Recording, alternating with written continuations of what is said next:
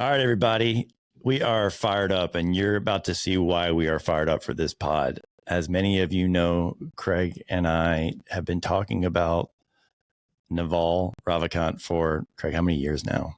A long time. Long time. So now we've gotten the blessing of having the intersection of the guy who wrote the Almanack of Naval. Eric Jorgenson, you are now the CEO of Scribe Media, who I guess Scribe was the one who published that. But they must have done so well that, no, I'm kidding, done so well that now you're the CEO. It didn't hurt. Matt, you're probably, we were talking earlier and I was giving Eric some context of like, look, this is going out to entrepreneurial dentists and we're trying to find the intersection of where it's tactical and helpful. And Eric was like, I just want to be helpful for everybody. So, and Craig, I really see, as I've gone through Eric's post, I see so much commonality between you and Eric, kind of, right? In the stuff that you're... Flattering for me, insulting to you, Eric. No. Go ahead.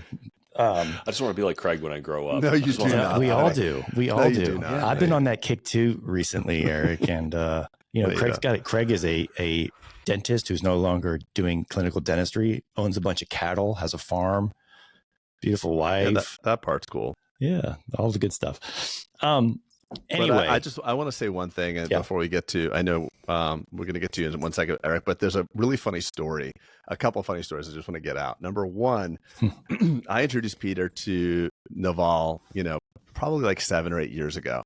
And Peter, just being such a creative guy, says, wow, this is amazing. And goes ahead. We're talking about the tweet storm. Hold on, Eric. Yeah, the tweet storm that he put out?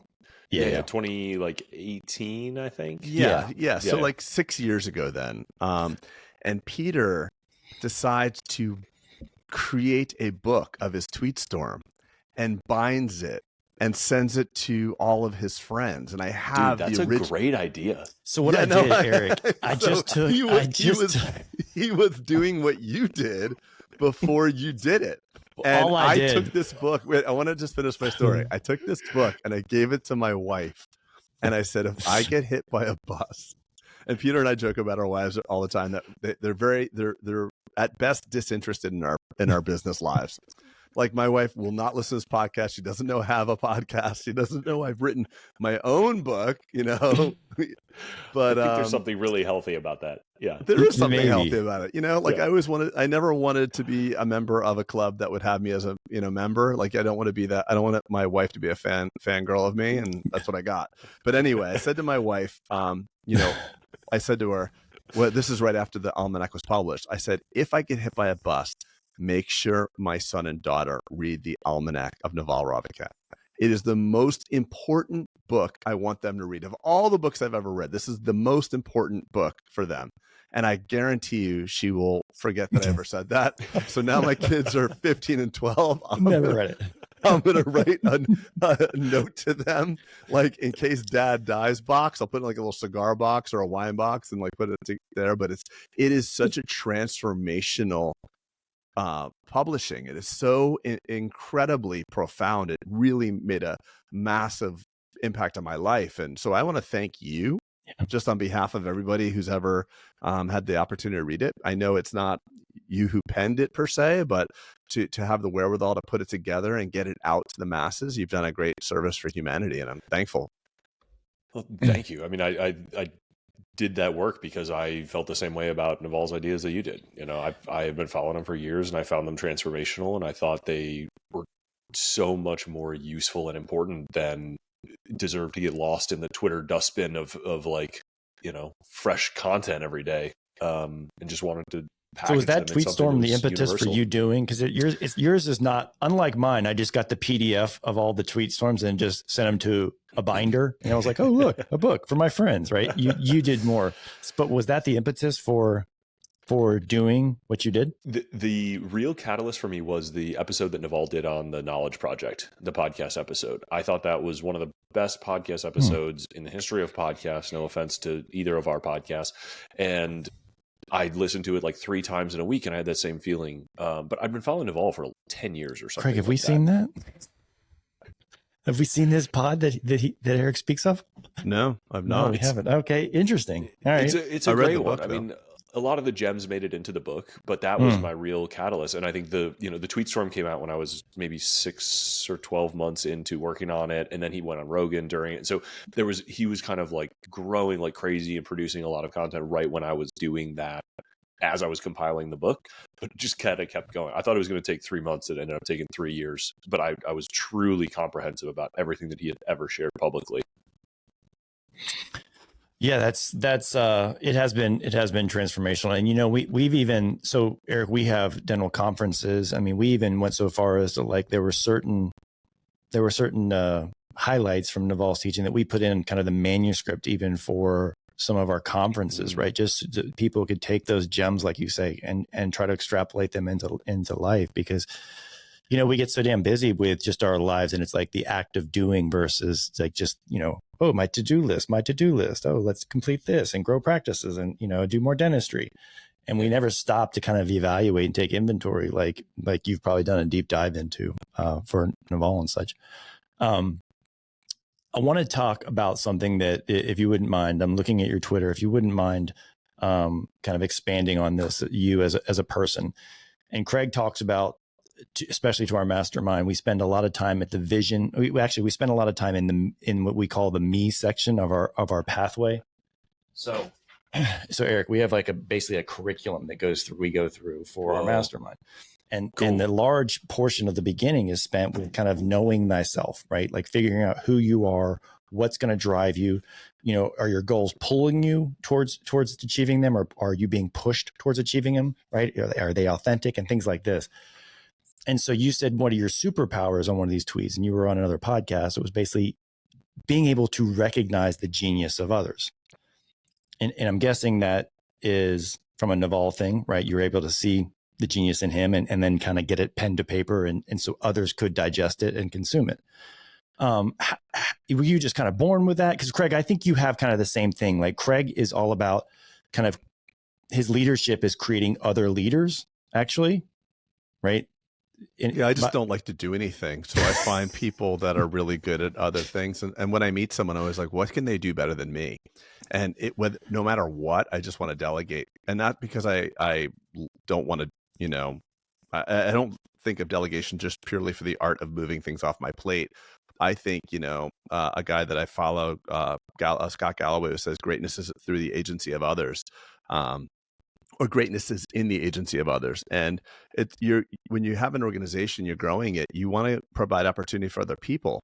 So if you find out what other people are great at and you can stay in your zone of genius, it's just a massive opportunity for other people's growth. So I don't look at it as a selfish thing that I want to do less. I just want other people to do more so they can find themselves raises and get better and grow and take better care of their family. So I get excited about what other people can do. So I don't want to steal that. But Eric, what is your positioning on that? Yeah, you don't seem like a lazy guy. And you're just, the way I think of it is like you were always drawn towards a new thing or a different thing or a bigger thing. And that is a skill in and of itself, right? Being able to like pick up, start something, encourage something, assemble something. But the people who are good at that aren't always good at like staying in the trenches and making incremental improvements to things. I really like the zone of genius framing of just doing the reflective work to find out what you're really good at. And that's, I think that's an ongoing process. And in just looking back at the work that I feel like I have done the best or that I keep finding myself drawn to, there's a common thread of recognizing brilliance in others, whether it's, choosing which books to read, which things to summarize, which things to share, which people to follow, which companies to invest in, and now that I'm in an operating role, the same thread is there, right? Like who belongs in what seats with what scope of responsibility, who is really high signal, who's utterly reliable. Like there's so much that comes with that. Eric, Craig and I have a saying, we've known each other a long time. We have a saying when we disagree, like history is going to prove one of us correct, right? It might be you, it might be me. Right. And so he and I arrived at our dental destinations as dental owners 2 different ways. Craig, in the way he just alluded to, right? Like delegating leadership is probably the best. Craig, would you agree? That's kind of right. It was a slower path. And I unfortunately arrived at it as give it to me, I'll do it. I'm the nucleus of everything. There's nothing I can do it. I'll sleep less. All that, just dumb comments that you hear when you're young and full of energy and you think you're the best person for every job. And one is sustainable and one is not. And so we kind of really implore the dentists that we teach to, get really good at identifying the genius of others, right? To being more like Craig and less like Pete kind of thing. Well, I don't want to let you say that about yourself, buddy. But look, there's been plenty of things that I've been right about. I'm just saying this is one of those data points where it's like, yeah, in now that I know what I know, I wish I would have operated more like that is all I'm saying, Craig.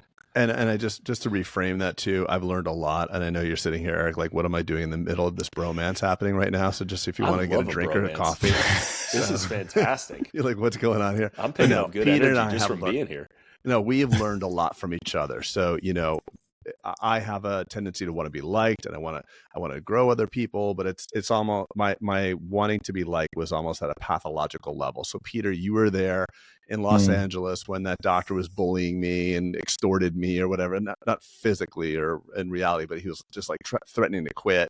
So you need a balance. It's not all Boulden, it's not all Spodak. It has to be a balance between the two. And I think what you were consuming back then in 2016 was a lot of Gary Vee, and no shade to Gary Vee, but he's like, sleep when you die. Like, you got to hustle. It was the hustle porn. You're right. So hustle porn says you should suffer and you should do all that. And as an intersection into Naval's book, what I loved about Eric's book, the Almanack, is what Naval says as an overarching theme, to me, at least the way I took it, is like, to get to be a top level player, you have to do like the Gary Vee thing. You have to hustle, you have to trade family time, and you have to pay it. You have to suffer a bit to get to that certain inflection point where you become wealthy. But what I think, you guys point out so great in the Almanack is that there's a transition point after you've made it. So you have to fight to become king almost. And then once you become king, you need to be like easy. Like Naval, you said, like, you have to be like a monk. Like the first half of your life is a struggle to break the gravitational pull of poverty and get into the atmosphere. And then once you're there, you don't really have to push that hard, or you should transition.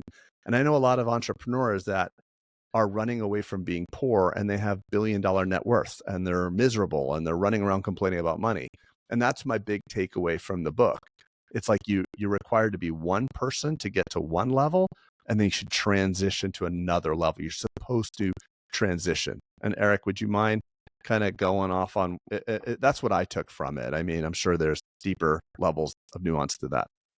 Yeah, I mean, I love how different takeaways are for different people, right? Like, that's the power of a book written about principles, because where you probably were in your life at that point, that's what you read from it, because you saw that in Naval's story.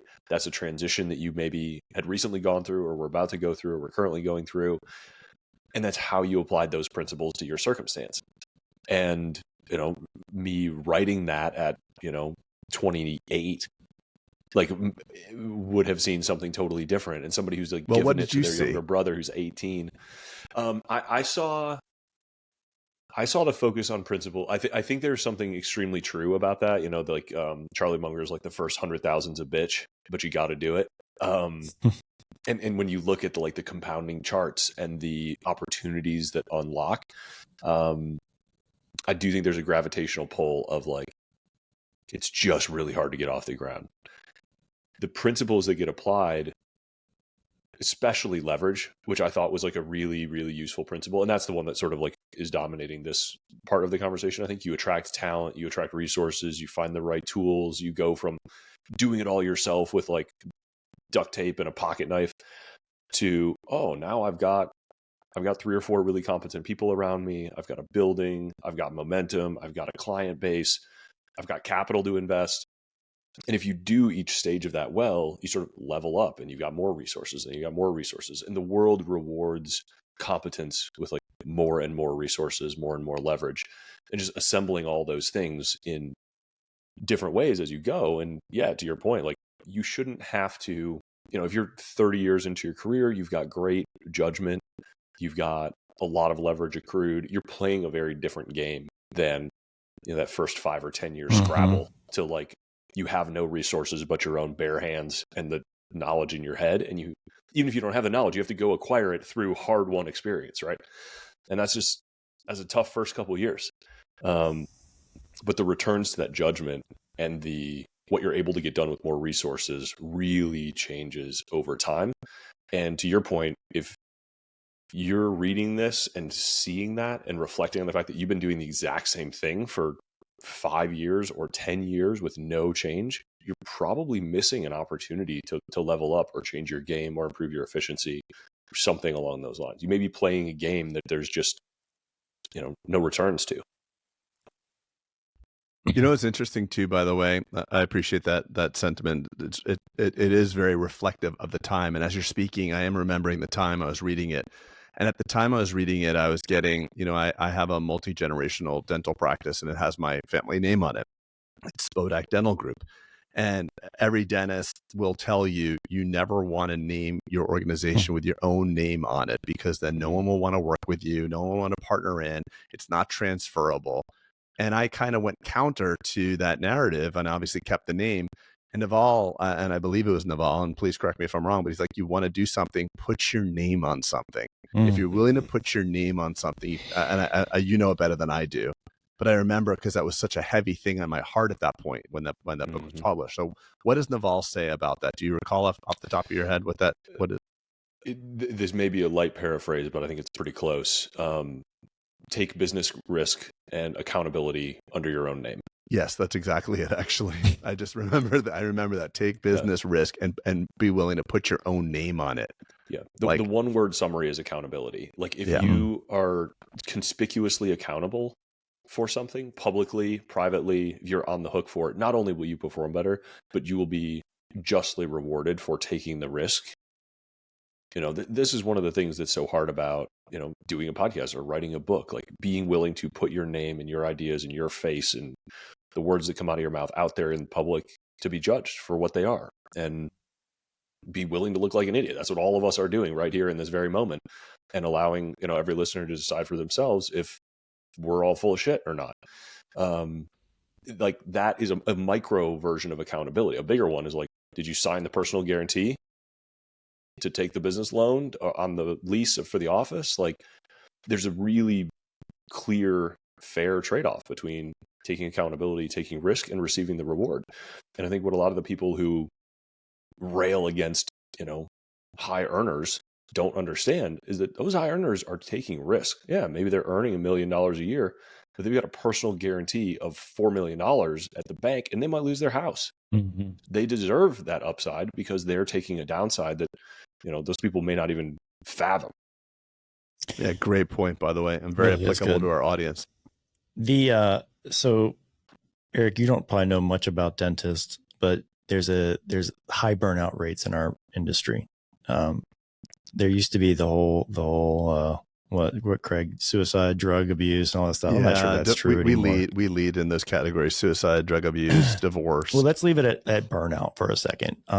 Sounds nicer. So Naval talks about, and I'm not, I don't want to keep focusing on Naval. I actually want to get into your journey and you as CEO and kind of how the rubber meets the road with all the things you've learned.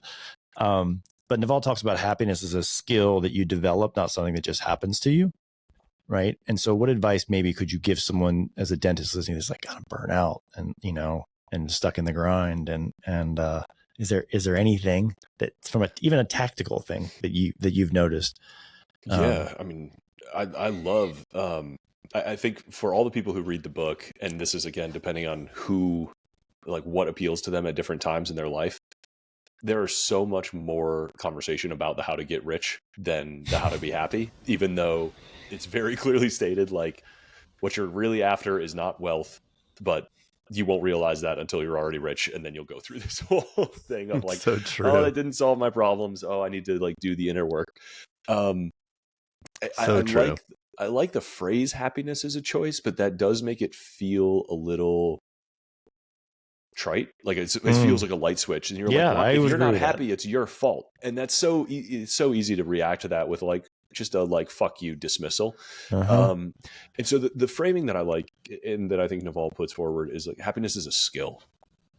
it's like being a chess grandmaster. Like when you meet somebody who's radiating happiness all the time and who's like really imperturbable and is just always at peace, think of them like somebody who's just put in their 10,000 hours at their mental state and how they perceive things.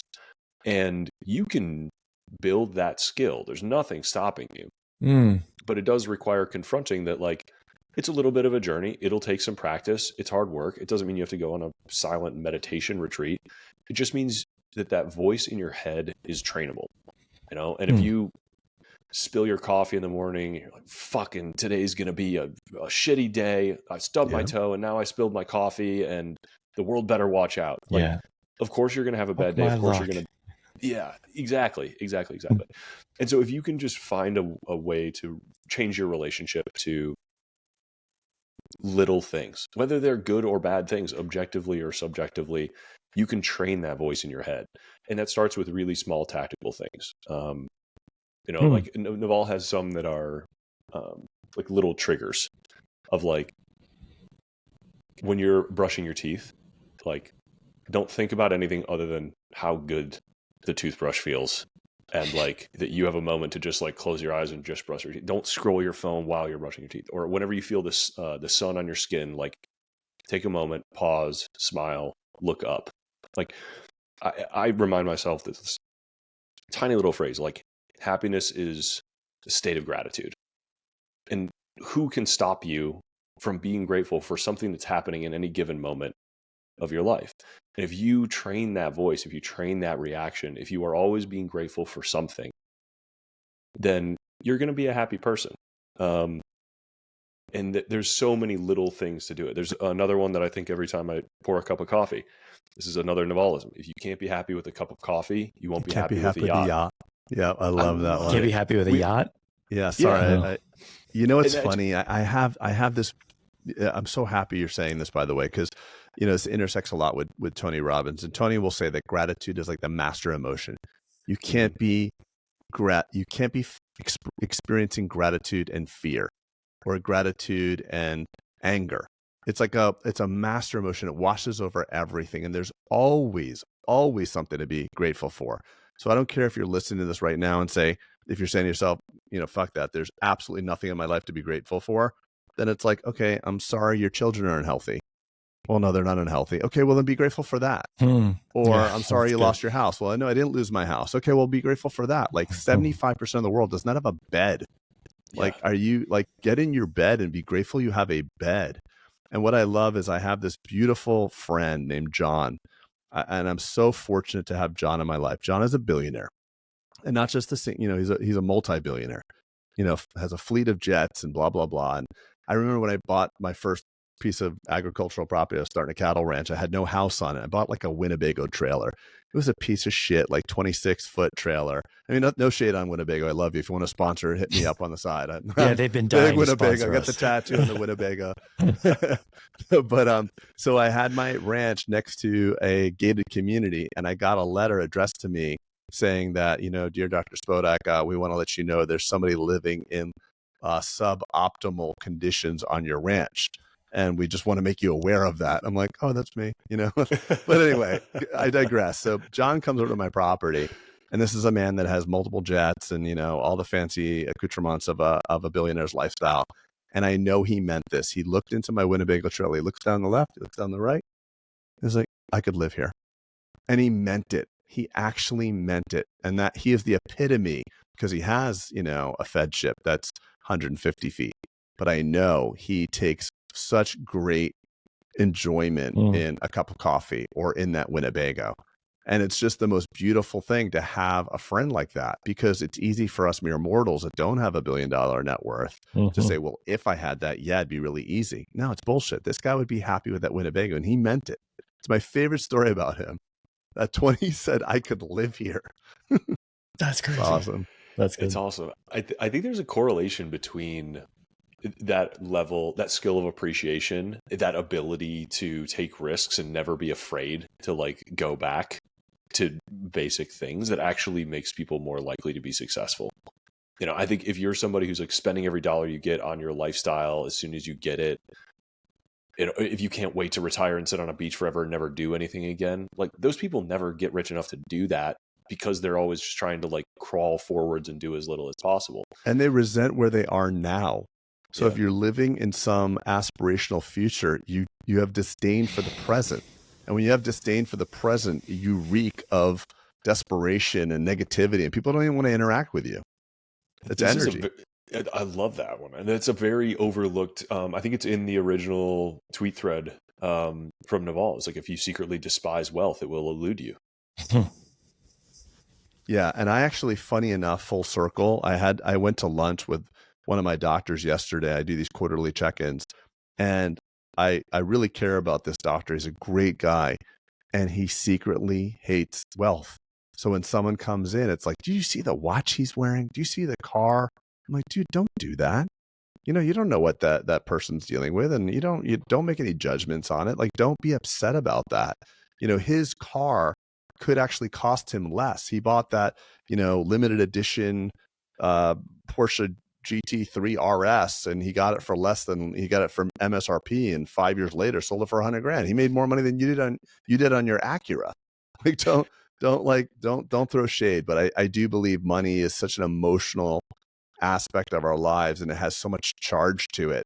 And some people actually just really have a deep-seated hostility towards money, and it creates an elusivity to it. It won't flow to you. And that's another Naval thing.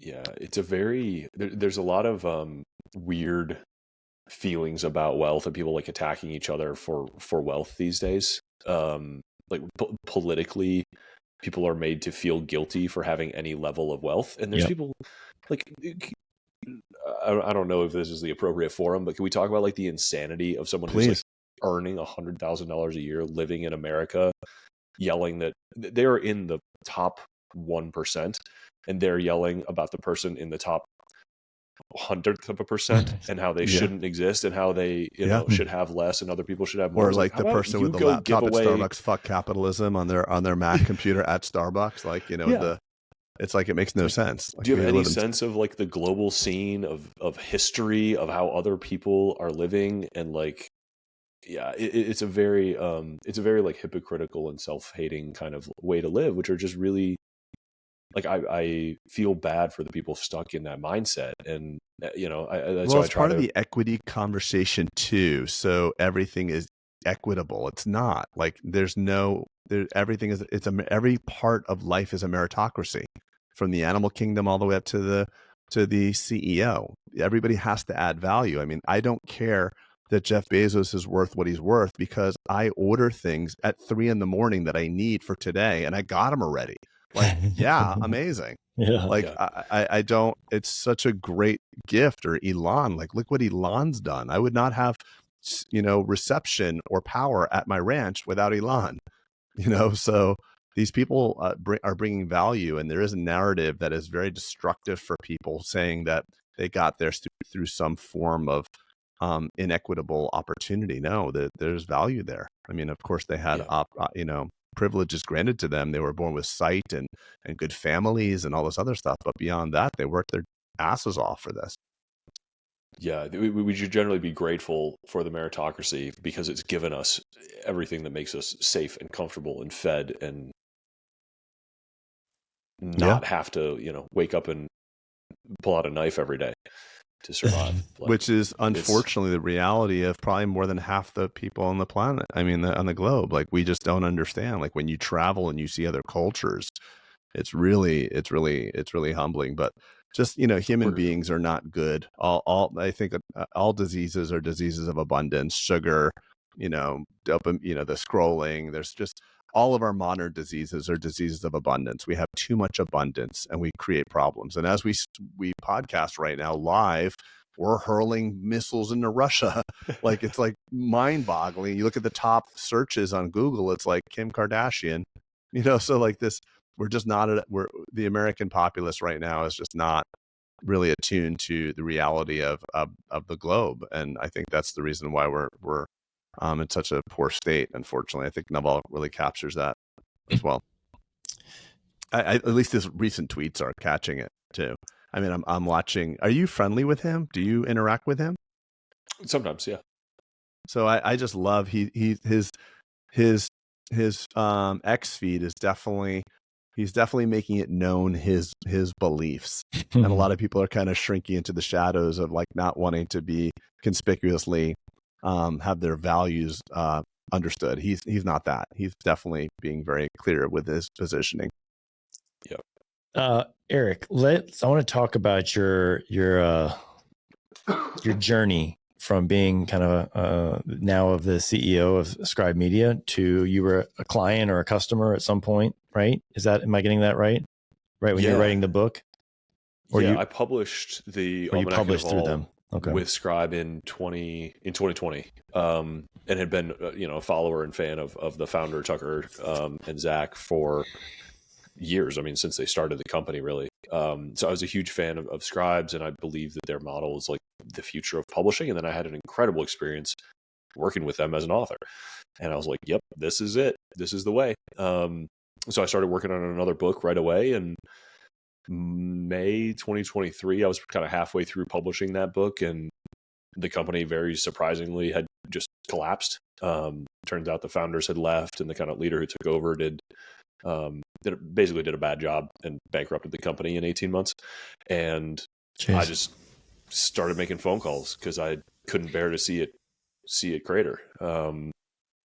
I think it's just too important of a company, and I wanted to keep using their services as an author. And so we found some really great investors who I was friendly with, Enduring Ventures, and they basically started a new company, bought the brand out of the bankruptcy, hired over the core team, and then hired me to join as CEO summer of 2023. And we've been just rebuilding the company and getting back to the basics and serving authors. And it's been a really awesome first year. The team is incredible, and there's a lot of people extremely grateful, like see this model come back and live on, so that they can, it's a really it's the polar opposite of everything that's happening in traditional publishing, which I think is like crumbling slowly or quickly, depending on your perspective and how close you are to it. Well, what's happening in publishing? I'm unaware. Is it kind of like what's happening in media? Like where there's... It's a mix of like what's happening in media more broadly, and it's got some weird parallels with education also. Like, interesting. It's a 100-year-old business model. Very briefly, like what used to happen was authors needed a big capital upfront to do a big print run, and they needed physical distribution networks to get into bookstores, and they needed connections to centralized media in New York to get the word out about their book. And so the publishers would take risks, and they would pay the authors to do the writing. They would take controlling interest of the books, and then they would do all of the work of the distribution and put up the capital and things like that. And what's happened really is, like, as Amazon has squeezed those margins, the publishers don't take risks anymore. So anybody who gets a real publishing deal is either paying the publisher instead of getting royalties, guaranteeing sales, or they already have a huge audience. They know they're going to sell 10,000 books, but the publisher still takes controlling interest. You don't need upfront capital anymore because everything's print on demand, and the publishers don't really do marketing, but you don't need the centralized media connections anymore because everybody just recommends books to each other on podcasts, social media, stuff like this. So the context that publishing exists in has just shifted 180. Everybody buys books on Amazon, like the vast majority, and there's no gatekeeper anymore, which is a beautiful thing. We don't need 10 people in New York deciding who gets to publish a book. It is a good thing. It's a very good thing. And as an author, like, no matter what your ultimate goals are, you want the freedom to achieve those goals. You need control over your rights and your royalties and your pricing and the final say over your title and your bio and what actually goes in your book. And traditional publishers don't give you that. They take literally controlling interest, not just financially, but also over the creative decisions. And it's a weird thing to have this book out in the world with your name on it that's going to outlive you, that somebody else is making all the final decisions on. That's crazy to me. I am in the process. That's crazy. I'm in the process right now, Eric, about Craig, going full circle back to you were talking about your children, but I'm in the process of kind of writing, like, if I did a memoir to my kids, maybe not a memoir, but it's like the 50, I think, how many things do I have now? Maybe like 59 like core teachings that, like, if I don't get a chance, like, here's what I really would like you to know, kind of thing. and it's been fun. And, I think in the process of that, like everyone should probably have their own autobiography at some point, or at least teachings, things like that. Some of the greatest books ever written were written for an audience of one person. Yeah. Like who's was just, what gave me the idea? Actually, you'll know him. Craig, it's our friend, Pump. He wrote Pompliano? He wrote a book to his kids just like that. And that actually was like, I was like, I should do that. Eric, you may know what it's called. He just published it. Oh, How to Live an Extraordinary Life. He just published it. And it's actually pretty good, but it's like pretty simple. Yeah. And he's actually addressing his kids in every one of the teachings kind of thing. And I think he's done pretty well selling it, but I don't think he gave a shit of if he was sold it or not sold it. He published it, but but to your point, you're saying that like so many good nuggets come from the thesis of, I sure would like to pass this to my next generation, Yeah. Yeah. And your kids is, that's a really emotional, personal one. Some people are just giving back to their community. Some people are giving back to their industry. We work with many authors who publish for a really wide variety of reasons. And some of them are just like, all right, I'm done with this chapter of my career. I'm transitioning into sort of like a tribal elder, and I don't want to work 60 hours a week anymore. I sold my business. I'm going to write my book that is my no bullshit lessons learned. Here's what I know. I'll go around and speak. I'll coach. I'll advise. I only want to work 20 hours a week and only with people that I really like, but I'm going to take a moment to reflect, give back my knowledge to the industry. Like the second wave of their life, right? Craig, who's the guy that you put me on that pod with Oprah? From Strength to Strength. Yeah, it's a Arthur Brooks. Arthur Brooks. Yeah. Yeah. It's just like your first set is to actually be the doer of things. And there's another arc, and it's corresponding to your own brain development that in your 40s or 50s, your mentorship starts to kick in. If you want to do life successfully, you do at the first part, and then you mentor at the second part. I think Naval's doing that as well to some extent, and also he speaks of that when he talks about like his first stage of making the money and then finding fulfillment. But there is some altruism in writing, meaning like Eric, we published a book, Craig and I, back in 2018, and the intent was not like, hey, let's try to get rich from writing a book. We knew that it was going to be a loss. And they said that to us. Our publisher said, so what are you trying to sell? We're like, we're actually not. We just we got our asses kicked and we want to pay it forward. Right. And he was like, what? He's like, you got to be pitching something at the end. We're like, no pitch. Just would love to have this, live as an evergreen thing in perpetuity. Yep. So if you're curious about learning more, go to Amazon.com and buy the book today. And we'll earn 7 cents per copy. Code Eric Jorgenson. That's right. No, I'm kidding. We get no money for it. Like I mean, I don't know. We have a dental book. So even though it's a bestseller, like what are you going to get? I mean, we get royalty checks that are like literally 19 cents. I'm like, I don't want to deposit this. I think I'll spend more time and money. Like Peter said, okay, if I rip this one up. Yeah, it's common, there's a million reasons to write a book. A lot of people are motivated just by helping people, by going through the exercise of writing it in the first place. Sometimes there are great business reasons or social impact reasons to do it. But yeah, it's tough. I mean, it's a power law game, right? So it's really tough to get in that top.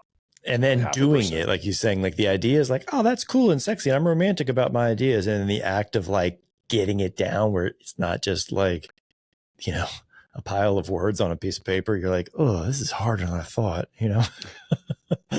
It's a long journey. Yeah. Eric, where can people find you, communicate with you? I guess Twitter the best place. Yeah, I'm on Twitter like way too much. Yeah, same. So that's what my wife thinks it's a problem for me personally. It's a problem for me. It used to be Instagram. I think I've pushed you, Craig. Yeah, I've transitioned. The intellectual meritocracy versus the vacation photos. Yeah, I just got bored of cat memes and food, and now I'm like watching like thermonuclear war breakout. So it's more intriguing. At Eric Jorgenson is your Twitter. Reality now is more sensational than anything I can find on Instagram. So reality's turned into a reality show. Yeah, I don't know that either one is deeply mentally healthy, but Instagram feels particularly pernicious. If you were designing something to maximize human unhappiness, it would be very difficult to do something. And unhappiness and dopamine Instagram at the same time, right? Like like, hey, did I get any likes? Like a dopamine machine that's designed to make you feel bad when you see other people's dopamine going. You know what Instagram's a great tool for? You go to the search bar on one of your buddy's phones and you can really tell a lot about your buddy because it knows how long you spend on photos. Instagram search knows you better than you know yourself. Just hit the search button, see what pops up. It's very telling. Instagram is like Tinder for people in relationships. It's not a good thing. Yeah. That's the greatest line. I can't wait to reuse that. Yeah, well, so just make sure you quote him. That's so awesome. Good. And then what's X for? What's the X purpose of X? I don't know. Intellectual meritocracy. That's what I say. It used to be getting canceled. Yeah. I would love to believe exactly. Best case scenario, it's intellectual meritocracy. But you got to do a little work these days to find. Yes. You got to like use lists and use the following feed. You can't just take the For You page anymore. That part's not intellectual meritocracy anymore. Understood. Yeah, it is. And you got to get real good with these long form, looking at your pinned posts, these long form posts. I've done a couple. Man, they take a lot. They take a lot. Eric, thanks for spending time with us. I know I'm guessing this is your first dental pod you've ever done. Yeah, but I hope it's not my last. Oh, I know good. I've been drinking a Diet Coke through the whole thing, but dentists get a bad rap. I mean, people think the dentists are weird and strange, and this is the most fun I've ever had at a dentist. Well, you didn't wind up getting hurt, and your gums aren't bleeding, as I can see in the photo. So you're doing good. Oh man! All right, Eric. Appreciate meeting you, buddy, and thanks everybody. We'll see y'all next time. Thanks, Eric. Appreciate you.